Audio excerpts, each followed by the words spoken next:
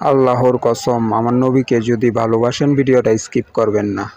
আমার প্রিয় ভাই ও বোনেরা, আজ আমি আপনাদের এমন এক ভয়ঙ্কর সত্য শোনাতে যাচ্ছি যে সত্য শুনলে হৃদয় কেঁপে উঠবে, চোখের পানি ধরে রাখা যাবে না। এই সত্যটা নিয়ে আমাদের প্রিয় নবী হযরত মুহাম্মদ দিনের পর দিন উম্মতের সামনে সতর্ক করে গেছেন। সেই ভয়ঙ্কর ফিতনার নাম হল দাজ্জাল।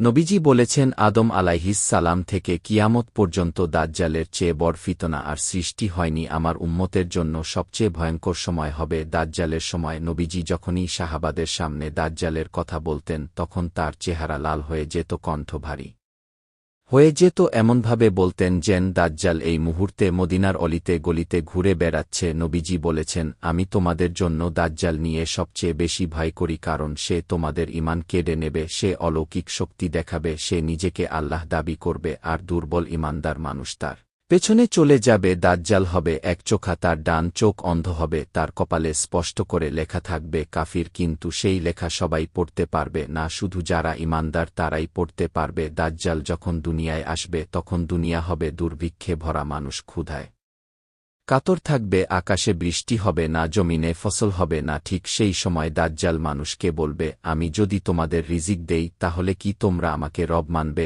অনেক মানুষ ক্ষুধার যন্ত্রণায় পড়ে যাবে তার পায়ে। নবীজি বলেছেন, দাজ্জাল আকাশকে বলবে বৃষ্টি বর্ষণ কর, আকাশ বৃষ্টি বর্ষণ করবে। জমিনকে বলবে ফসল উৎপন্ন কর, জমিন ফসল উৎপন্ন করবে। মানুষ বলবে, যদি তুমি আল্লাহ না হও তবে এসব কিভাবে করছো? কিন্তু আমার নবী আগেই বলে গেছেন, তোমাদের রব একচোখা নয়। দাজ্জালের সাথে থাকবে জান্নাত ও জাহান্নামের মতো দুইটা বিষয়, কিন্তু যেটাকে সে জান্নাত বলবে সেটা আসলে হবে জাহান্নাম, আর যেটাকে সে জাহান্নাম বলবে সেটাই হবে জান্নাত। সেই সময় বাঁচতে হলে শক্তি লাগবে না, বুদ্ধি লাগবে না, শুধু ঈমান লাগবে। নবীজি বলেছেন, দাজ্জালের ফিতনা এত ভয়ঙ্কর হবে যে একজন মানুষ সকালে ঈমান নিয়ে বের হবে আর সন্ধ্যায় কাফির হয়ে যাবে।